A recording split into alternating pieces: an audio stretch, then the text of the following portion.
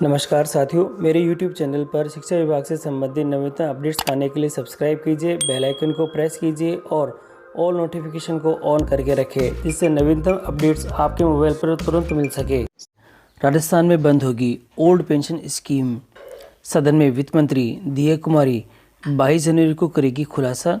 Jodhpur express news से खबर है जयपुर से। राज्य में नई सरकार बनने के साथ ही पुरानी पेंशन स्कीम को लेकर सवाल उठने लगे हैं। चुनाव में कांग्रेस ने ओल्ड पेंशन स्कीम पर कानून बनाने की गारंटी दी थी। वहीं भाजपा ने इस मामले पर संकल्प पत्र में कुछ नहीं कहा था। हालांकि पत्रकारों के सवालों पर गृह मंत्री अमित शाह ने यह जरूर कहा था कि हम इसके लिए कमेटी का गठन करेंगे। गौरतलब है कि राजस्थान में अशोक गहलोत सरकार ने राज्य कर्मचारियों के लिए पुरानी पेंशन स्कीम लागू की थी। बाद में इसे बोर्ड, निगम जैसे स्वायत्त संस्थाओं के कार्मिकों को भी शामिल किया था। लेकिन नई सरकार बनने के बाद इस योजना पर सवाल उठ रहे हैं, क्योंकि भाजपा इस मुद्दे पर अलग स्टैंड रखती है। इसलिए ये सवाल उठ रहा है कि क्या ये योजना बंद होगी या नहीं। और यहाँ पर जो अपडेट है वह कुछ इस प्रकार से है। में सत्र साथियों, विधानसभा में सत्र 22 जनवरी को वित्त मंत्री दिया कुमारी इस पर स्थिति स्पष्ट करेगी।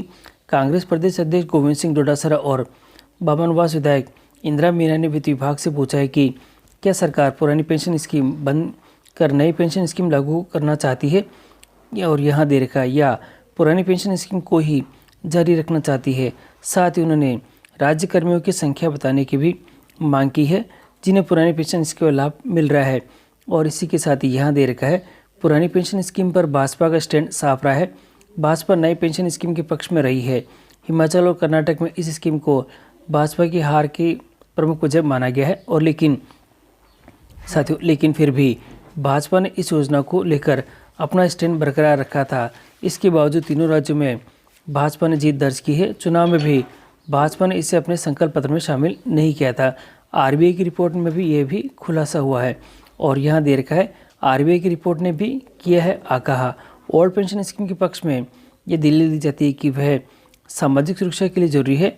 30 से 35 साल नौकरी करने वालों की बुढ़ापा सुरक्षित हो, यह सरकार की जिम्मेदारी है। वहीं इसके खिलाफ यह तर्क भी दिया जाता है कि इससे राज्य पर आर्थिक बोझ बढ़ेगा, इसलिए ये तर्कसंगत नहीं है। तो यहाँ पर विधानसभा में सत्र जब शुरू होगा 22 जनवरी को, उस समय वित्त मंत्री दिया कुमारी ही इसके बारे में स्पष्टीकरण देगी। तो और उसी समय ये पता पड़ेगा कि राजस्थान में बंद होगी ओल्ड पेंशन स्कीम या वापस शुरू होगी जो नई pension scheme. First India news से खबर है।